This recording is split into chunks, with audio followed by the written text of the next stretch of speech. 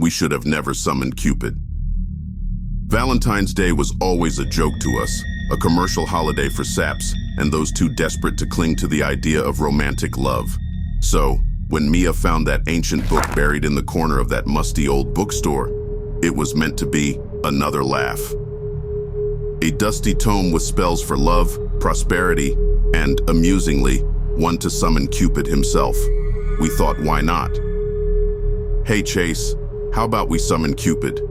You know, bind our love eternally, yada yada. Mia suggested with a smirk, her eyes alight with mischief. I looked at her skeptically. Sure, why not? Maybe we'll have a story to tell afterwards, I conceded. We didn't believe it, not really. But we were curious, thirsty for a thrill that our mundane lives lacked. The ritual was simple, almost disappointingly so.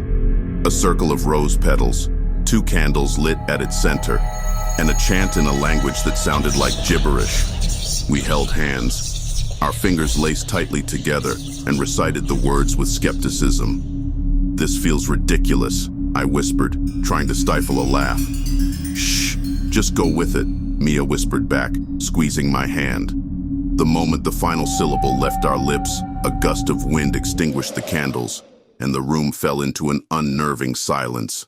We laughed it off, ready to move on from our little adventure, but then we saw him, Cupid, a figure far removed from any quaint depiction we had imagined. Not the plump cherub of greeting cards, but a being of ancient majesty and awe, his presence alone rendering the air around us thick, almost tangible. He stood enveloped in a soft, ethereal glow, his wings magnificent and iridescent, casting dancing shadows around us. His attire, a blend of armor and robes, spoke of eras long past, and his eyes, deep pools of timeless wisdom tinged with a melancholy that tugged at the very essence of our beings, held us captive. Your love will be eternal, bound beyond the confines of time and flesh, he proclaimed, his gaze penetrating our very beings. But heed this warning, for 2 souls merged as one will traverse a path fraught with bliss and torment in equal measure. The bond you seek is irrevocable, intertwining your fates forevermore. We thought it poetic, if overly dramatic. But before either of us could protest, his form dissipated like mist under the morning sun. The reality of his words began to take shape in a way neither of us expected. In the days that followed, far from diminishing, our love morphed into a frenzied, insatiable beast, fueled by an unquenchable thirst for one another.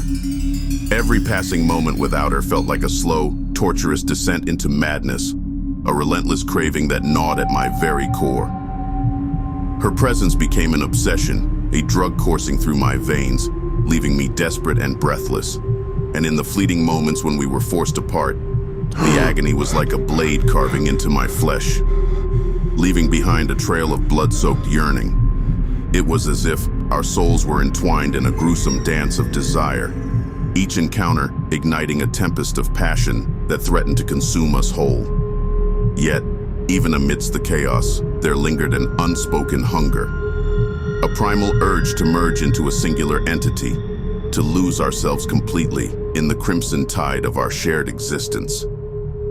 As the night enveloped us in its shadowy embrace, Mia and I were pulled into a frenzied union, our bodies merging with a feverish intensity that transcended mere physical desire.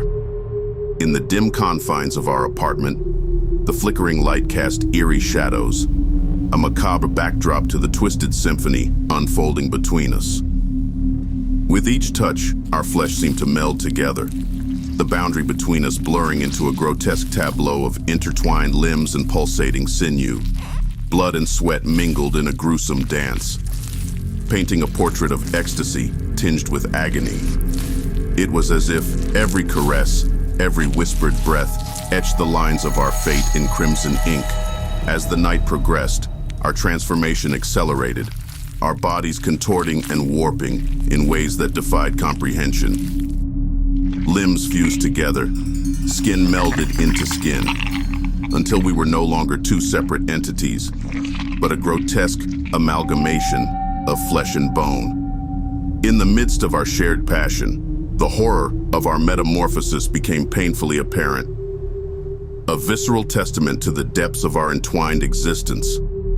And as the first light of dawn pierced the darkness, we awoke to find ourselves trapped in a nightmare of our own making, forever bound by the twisted threads of our macabre union. As the first rays of the sun crept through the curtains, casting a dim light on our apartment, the world around us felt eerily still.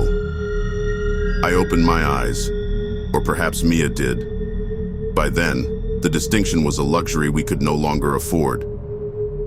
The room looked different, as if seen through a lens that slightly distorted reality, making everything familiar seem foreign.